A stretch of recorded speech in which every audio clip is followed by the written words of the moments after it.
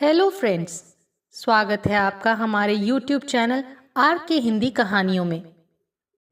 आज की कहानी है ब्रांड की दीवानी भव्या का क्या हुआ अंजाम। भव्या बहुत देर तक मॉल में इधर से उधर घूमती रही।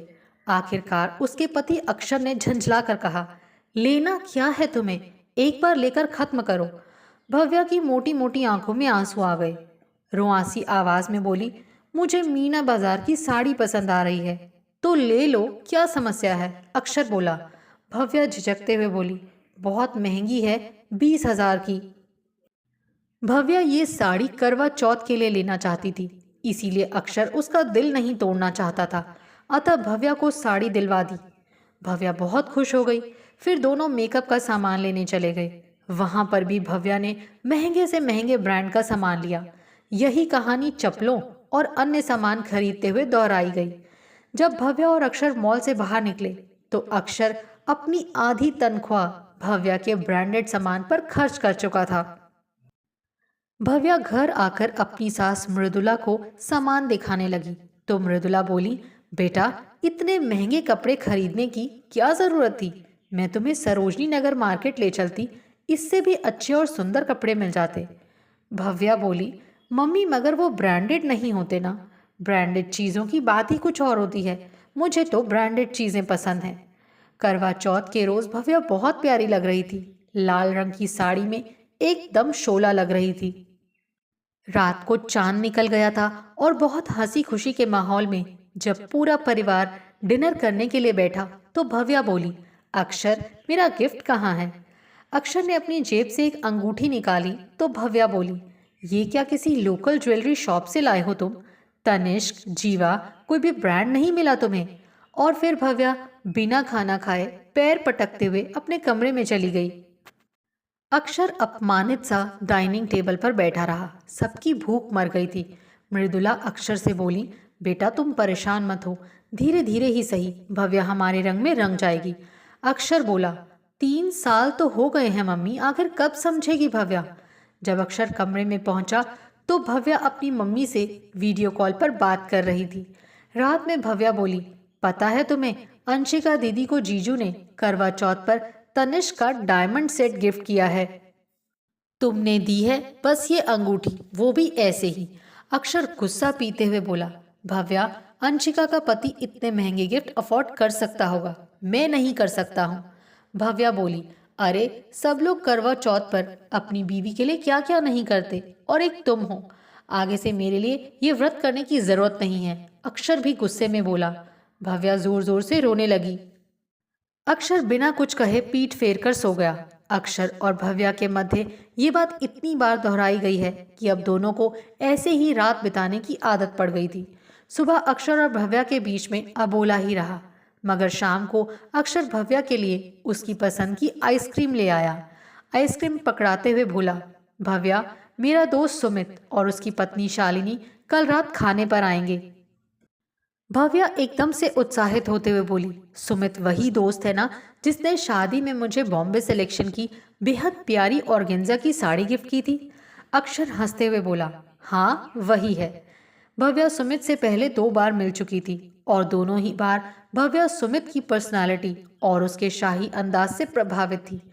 आज तक भव्या ने सुमित की पत्नी शालिनी को देखा नहीं था, मगर बस सुना था कि शालिनी बेहद सुलझी हुई महिला है। शाम को जब शालिनी और सुमित आए तो शालिनी को देखकर भव्या चौंक गई। सुमित के शानदार व्यक्तित्व के आगे शालिनी कहीं भी नहीं ठहरती थी। शालिनी का रंग दबा हुआ था, कद भी छोटा था। जहां सुमित ने चमचमाता हुआ सूट पहना हुआ था, वहीं शालिनी एक सिंपल सी कॉटन की साड़ी में बेहद सामान्य लग रही थी। भव्या ने देखा, जहां सुमित बातचीत में भी निपुण था, वहीं शालिनी अधिकतर मौन रहती। सुमित ने स्टार्टर्स के बाद शालिनी से कहा, भाई, भव्या भाभी का गिफ्ट तो दो जो हम लाए हैं। शालिनी ने मुस्कुराते हुए भव्या को 2 पैकेट्स पकड़ा दिए। भव्या बोली, क्या दोनों मेरे लिए हैं? जी भाभी, सुमित बोला। तभी भव्या तुनक कर बोली, मुझे आप भव्या कह सकते हो, मैं आप दोनों से ही छोटी हूँ। अक्षर भी बोला, हाँ भाई, भव्या ठीक कह रही है। भव्या ने जल्दी जल्दी पैकेट खोले। एक पैकेट में हैदराबाद के सच्चे मोतियों का सेट था तो दूसरे में जयपुरी बंदेज की लाल रंग की साड़ी। भव्या झिझकते हुए बोली, मैं इतने महंगे गिफ्ट कैसे ले सकती हूँ? सुमित बोला, अरे भव्या, तुम्हारी खूबसूरती के सामने तो सब फीका है। एकाएक सब चुप हो गए। सुमित अपनी जीभ काटते हुए बोला, तोहफे की कीमत नहीं, देने वाले की भावना समझनी चाहिए। भव्या उस पूरी शाम सुमित के आगे पीछे घूमती रही। उसे अच्छे से पता था कि सुमित उसकी खूबसूरती का कायल है और दिल से भी दिलदार है। अगर वो थोड़ा बहुत उससे हंस बोल लेगी तो क्या ही बुरा होगा। बेचारा सुमित कितने महंगे और ब्रांडेड गिफ्ट्स देता है, और एक उसकी ससुराल वाले हैं जो हमेशा कंजूसी करते हैं। रात को भव्या ने वही साड़ी पहन कर देखी। वास्तव में भव्या उस साड़ी में शोला लग रही थी। फिर न जाने क्या सोचते हुए भव्या ने अपनी एक सेल्फी खींची और एकाएक सुमित को भेज दी। तुरंत सुमित का रिप्लाई आया, साड़ी की कीमत तो अब वसूल हुई है, मैंने तुम्हारे लिए एकदम सही कलर चुना था। भव्या का मैसेज पढ़कर रंग लाल हो गया। उसे शर्म भी आ रही थी कि क्यों उसने सुमित को फोटो भेजे, पर अब क्या कर सकती थी। रात को नहाकर भव्या निकली ही थी कि उसके फ़ोन पर सुमित के 2 मैसेज आए थे। भव्या ने बिना पढ़े ही छोड़ दिए। उसे एकाएक अक्षर को देखकर ग्लानि हो रही थी। अगले दिन जब भव्या शाम को दफ्तर से घर पहुंची तो सुमित वहीं बैठा था। अक्षर बोला, भव्या, सुमित की थोड़ी मदद कर दो, अगले हफ्ते भाभी का जन्मदिन है, सुमित को भाभी के लिए गिफ्ट सेलेक्ट करना है। भव्या बोली, तुम नहीं चलोगे? नहीं, कल एक ज़रूरी प्रेजेंटेशन है। अक्षर बोला। भव्या ने निर्णय ले लिया कि वो सुमित से दूरी बनाकर रखेगी। गाड़ी में बैठकर सबसे पहले कार तनिष्क के शोरूम के आगे रुकी। सुमित बोला, अच्छा सा ब्रेसलेट और झुमके पसंद करो। भव्या ठंडी सांस भरते हुए खुद को कोस रही थी। जब सुमित ने 5 लाख का बिल चुकाया तो भव्या बोली, अक्षर तो कभी इतना खर्च नहीं करेंगे। सुमित बोला, आपके पति हमारी तरह दिलदार नहीं है। भव्या ने इस बात का कोई जवाब नहीं दिया। फिर सुमित ने भव्या की पसंद से सूट और साड़ी खरीदी। सुमित फिर भव्या से बोला, चलो काफी देर हो गई, डिनर कर लेते हैं। भव्या का मन था, मगर फिर भी उसने ऊपरी मन से कहा, नहीं, घर पर अक्षर इंतजार कर रहे होंगे।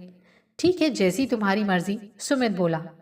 भव्या को मन ही मन बहुत गुस्सा भी आ रहा था कि क्या कोई नौकर है जो सुमित की बीवी के लिए शॉपिंग करके अपना समय बर्बाद करे। घर आकर उसने सुमित से बोल दिया कि वो आगे से नहीं जाएगी। रात भर भव्या की आंखों के सामने वो हीरे का ब्रेसलेट और वो कपड़े घूमते रहे। अगले दिन शालिनी का जन्मदिन था। भव्या बिना मन पार्टी में जाने के लिए तैयार हुई। शालिनी आज दर्शनीय लग रही थी। सुमित शालिनी के आगे पीछे घूम रहा था। न जाने क्यों भव्या के पूरे शरीर में आग लग गई। तभी केक काटने का ऐलान हो गया। सुमित ने शालिनी के हाथों में उपहार की डब्बी पकड़ा दी। शालिनी ने खोलकर देखा तो हीरे के झुमके जगमगा रहे थे। शालिनी खुशी से सुमित के गले लग गई।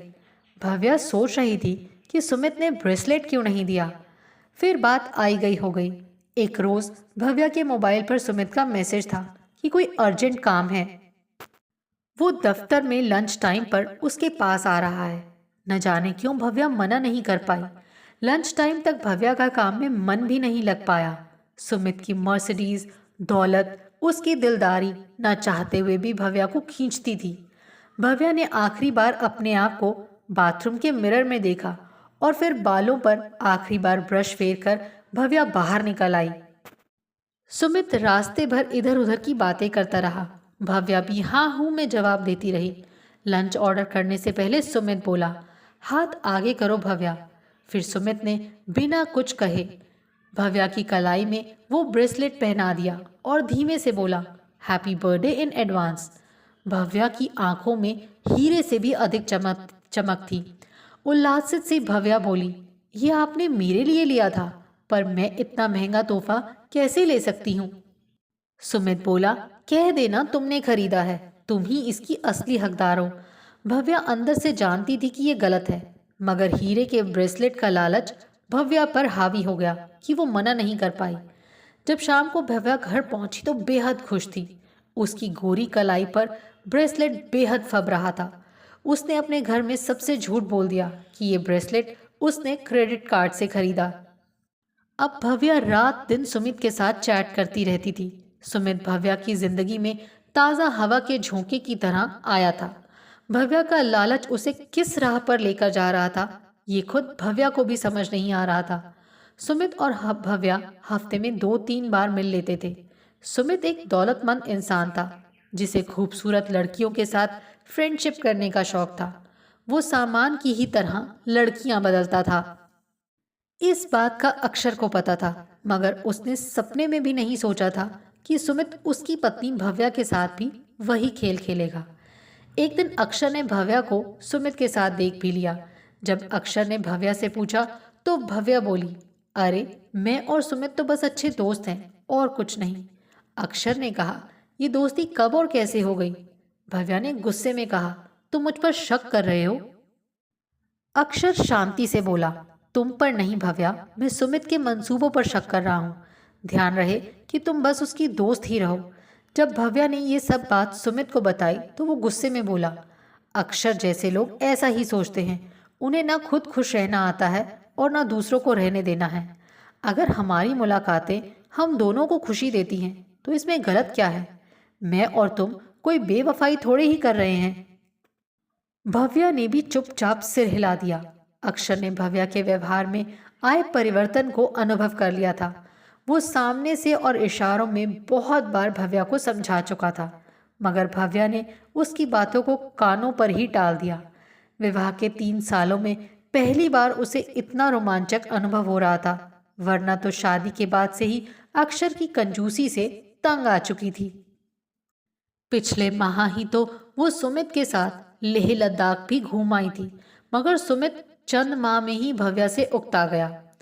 वैसे भी वो अक्षर की बीवी थी, इसीलिए सुमित अब इस रिश्ते पर पूर्ण विराम लगाना चाहता था। उधर भव्या इस खुशफहमी में जी रही थी कि उसका और सुमित का रिश्ता हमेशा ऐसे ही चलता रहेगा। पिछले 1 सप्ताह से सुमित ने एक बार भी भव्या को पिंग नहीं किया तो वो बेचैन हो गई। उसने सुमित को खुद ही 2-3 मैसेज किए, मगर वो अनरीड ही रहे। भव्या को सुमित का बर्ताव समझ नहीं आ रहा था, इसीलिए 10 दिन के बाद वो खुद ही सुमित के ऑफिस जा धमकी। भव्या को देखकर सुमित सकपका गया। बोला, अरे मैं तुम्हें मैसेज करने ही वाला था। भव्या, मुझे लगता है अब इस दोस्ती को यहीं खत्म कर देते हैं।